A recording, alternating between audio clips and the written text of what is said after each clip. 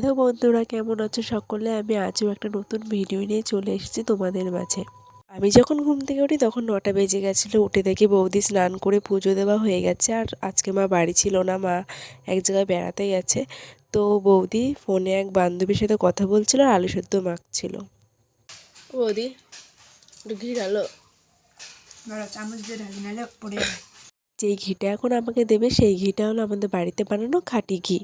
তো আজকে আমার বাড়িতে কেউ নেই, প্রথমেই বললাম দাদাও নেই, দাদা কাজে, বাবা কাজে, আর মা বাড়ি নেই। তো আর তার জন্য আজকে আলাদা করে আর কিছু হয়নি সকালে, এই আলু সেদ্ধ ভাত আর ঘি। তাই বৌদি আমাকেও একটু ঘি দিয়ে নিল, বৌদিও একটু ঘি নিয়ে নিল। এই থালাটা দেখে তোমরা হাসতে পারো, এই থালাটার সাথে না আমার একটা অদ্ভুত মায়া ভালোবাসা জড়িয়ে আছে। এই থালাটা ছিল আমার দাদুর। তো দাদু এখন আমাদের মাঝে নেই, অনেক দিন হয়েছে দাদু আমাদের ছেড়ে চলে গেছে। তো দাদু চলে যাওয়ার পরে এই থালার মালিকানা বলতে পারো আমি। এই থালা ছাড়া আমার ভাত খেতে ভালোই লাগে না। বন্ধুগণ, এয়ারটেল নিয়ে এসেছে ধামাকাদার অফার নিয়ে। খেয়ে উঠে বাসনটা মাজবো তখনই প্রচারটা শুনতে পাই এবং দৌড় মেরে রাস্তায় এসে সত্যিই অফার চলে এসে। তাই ভাবলাম যেহেতু আমার দুটো সিম, একটা সিমের আজকের রিচার্জ শেষ, তো একটা পোর্ট করাই যাক। দেখো সিমটাও নিয়ে নিলাম, একটা জগও নিয়ে নিলাম। ঝুড়িও ছিল, আমাকে জিজ্ঞেস করেছিল কোনটা নেব। প্রথমে বলেছিলাম ঝুড়ি, তো ঝুড়ি তো কোনো কাজে লাগে না তো এমন। তো বৌদি বললো ঝুড়ির থেকে জগটা নাও, কাজে লাগবে। তো জগটা নিয়ে নিলাম। তো ভালোই হলো, একটার সাথে একটা ফ্রি পেলাম। এখন আমি বাসনগুলো মেজে চলে যাব জিজে পোল্টিতে। তোমরা সকলে দেখতে পাচ্ছ আমি সাইকেল নিয়ে বেরিয়ে পড়েছি। তো আমি এখন যাব জিজে পোল্টিতে। তার আগে দেখো এখানে যে গর্ত খোঁচা হচ্ছে আর এই সাইডে কাজ করছে সবাই। তো এখানে কাজ হচ্ছিল সবার বাড়ি বাড়ি টাইম কল বসানোর। আমিও জিজে পোল্ট্রি থেকে আস্তে আস্তে দেখবো আমার বাড়িতেও টাইম কল বসানো হয়ে গেছে। তো তোমরা দেখতে পাচ্ছ যে রাস্তাটা খুবই নোংরা অবস্থায় রয়েছে। তো নোংরা অবস্থা থাকার কারণ হলো কালকে সারা দিন সারা রাত বৃষ্টি হয়েছে। তোমরা যে ভিডিও দেখতো তোমরাও জানিও তোমাদের ওখানে বৃষ্টি হয়েছিল কি না। তো যাই হোক, বৃষ্টি হলেও রাত্রে ঘুমটা খুবই সুন্দর হয়েছিল। আজকে সকালে তো আবার দেখছি ওয়েদারটা ভালো, দেখা যাক কতক্ষণ ভালো থাকে ওয়েদারটা। যাই হোক, এত তাড়াতাড়ি গেলাম সাইকেলটা চালিয়ে। এবার গিয়ে দেখি যে ওটা বন্ধ আছে পোল্ট্রিটা। তারপর মনে পড়লো যে এত তাড়াতাড়ি খোলে না, টাইম ছিল 11:30, আমি চলে গেছিলাম 11টার সময়।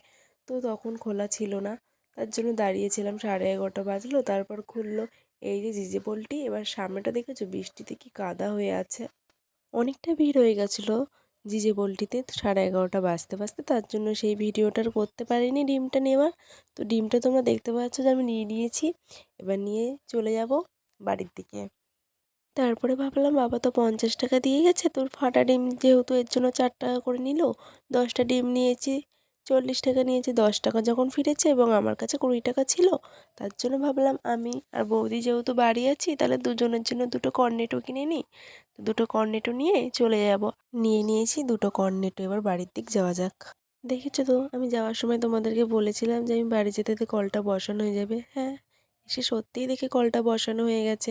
তো ওই রাস্তার ওখানে গর্ত করা হয়েছিল, তো এখানটায় নেওয়া হয়েছে, বেশি ভেতরে নেওয়া হয়নি।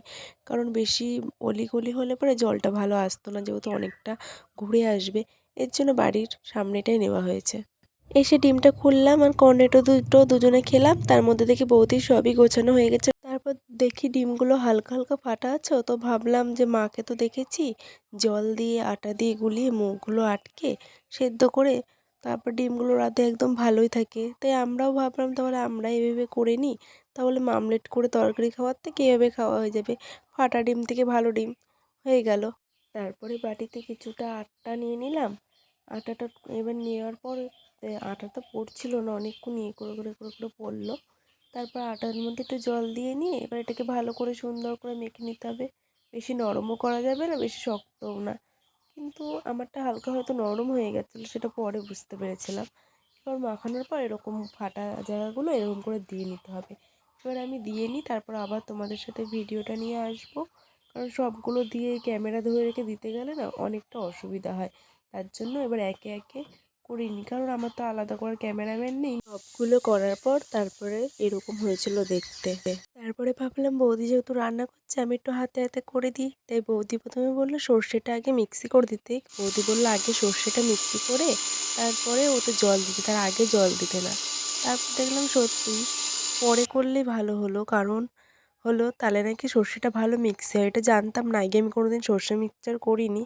তো এটা করার পর তারপরে এর মধ্যে লঙ্কা দিয়ে দিলাম আর একটু পরিমাণে জল দিয়ে তারপরে এটাকে মিক্সি করলাম। তারপরে দেখা যাক কেমন হয়। সত্যিই তোমরাও যারা জানো না তারাও এভাবে করবে। আমি জানতাম না, তোমরা হয়তো জানো। আমি জানতাম না যে এভাবে করলে সর্ষেটা ভালো মিক্সি হয়। এবার মিক্সিটা করে নেওয়া হোক। তারপরে দেখবে কালারটা কত সুন্দর হয়েছে, কি সুন্দর মিক্সিটা হয়েছিল। ভালো মিক্সি হয়েছিল, এটা আমি জানতাম না সত্যিই। একটা জিনিস শেখা গেল বৌদির কাছ থেকে। ডিমের ঝোলের জন্য লঙ্কা, আদা, রসুন মিক্সিতে বসিয়ে দিলাম।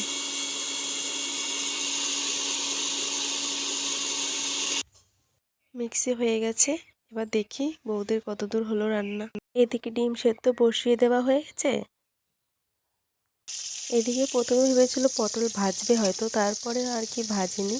তারপর বুদ্ধি করলো যে পটল দিয়ে পটল সর্ষে করবে।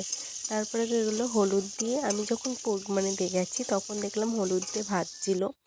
আর এদিকে ডিম সেদ্ধটা দেখো অনেকটা ফুটে গেছে, আর আটাগুলো দেখো কেমন করে বেরিয়ে গেছিলো। এবার আমি যে সর্ষেটা মিক্সি করে দিলাম, ওই মিক্সি সর্ষেটা হলো ছাঁকনিতে করে ভালো করে ছেঁকে দিচ্ছিল বৌদি। এই দেখো আমার বৌদি।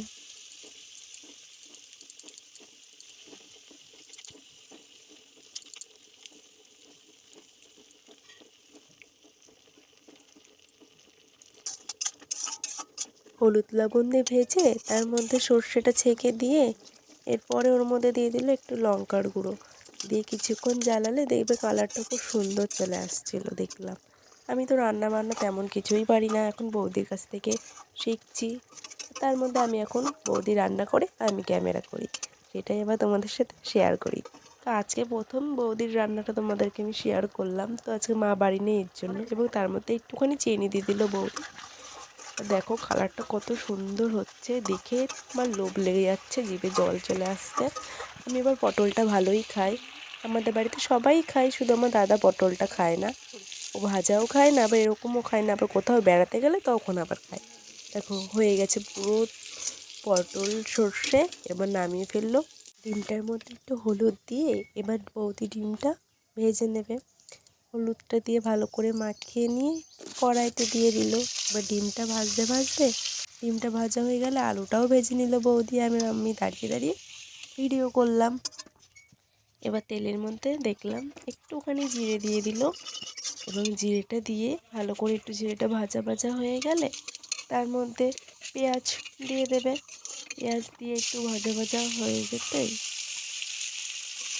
ভালো করে ভাজতে ভাজতে আমি দাঁড়িয়ে দেখতেই থাকি আর দেখতেই থাকি। আর তো কিছু কাজ নেই আমার বৌদি রাঁধছে।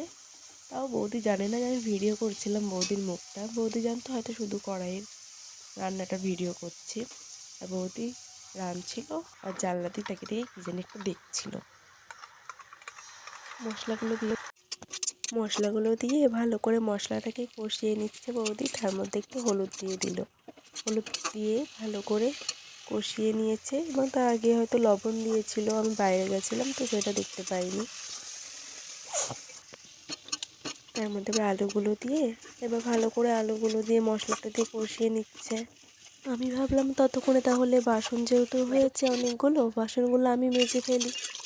তার জন্য বালতিতে করে জল টেপে নিলাম। আমি এমনিই তো কালো, তার মধ্যে বাসন মাজতে মাজতে আমার হাতটা কালো হয়ে গেল। বাসনটা মেজে আস্তে আস্তে দেখলাম তরকারি ফুটছে। তারপর আমি ভাবলাম রান্না যখন হয়েই গেছে তাহলে আমি স্নানটা করে আসি। এবার স্নান করে এসে ভেজা জামাকাপড়গুলো মেলে দিয়ে শুকনোগুলো নিয়ে ভাঁজ করে ঘরে ধুয়ে দিলাম। মারটা বাবা মার জায়গায় ধুয়ে দিলাম, আর দাদারটা বৌদির কাছে দিয়ে আসলাম। বৌদির জামাকাপড়গুলো বৌদির কাছে দিয়ে আসলাম। এবার চুলটা আঁচড়ে নেব। চুলটা আঁচড়ে নিয়ে বাবা চলে আসলেই ভাত খেতে যাব। এদিকে দেখি বাবাও চলে এসেছিলো, আউচ পাওয়া যাচ্ছিলো। চলো এবার রেডি করি কী সব রান্নার খাবারগুলো এবার বৌদি দিয়ে দিবে। তোমাদেরকে দেখায় কী রান্না হয়েছিল। শাক হয়েছিল, পটল হয়েছিল, ডিমের ঝোল হয়েছিল। আর তোমরা সবাই আমার গলার ভয়েসটা শুনে বুঝতে পারছো গলার ভয়েসটা আজকে অন্যরকম লাগছে, একটু ঠান্ডা লেগেছে এর জন্য। তো আজকের ভিডিও এটুকুই ছিল। ভিডিওটা যদি ভালো লেগে থাকে তাহলে একটা লাইক, এবং কোথাও কোনো খামতি থাকলে অবশ্যই কমেন্ট করে জানাবেন। আর আমার চ্যানেলে নতুন হয়ে থাকলে প্লিজ সাবস্ক্রাইব করবেন। আজকের মতো এটুকুই ছিল বন্ধুরা, টাটা। আবার আসবো নতুন কোনো ভিডিও নিয়ে তোমাদের মাঝে। বাই।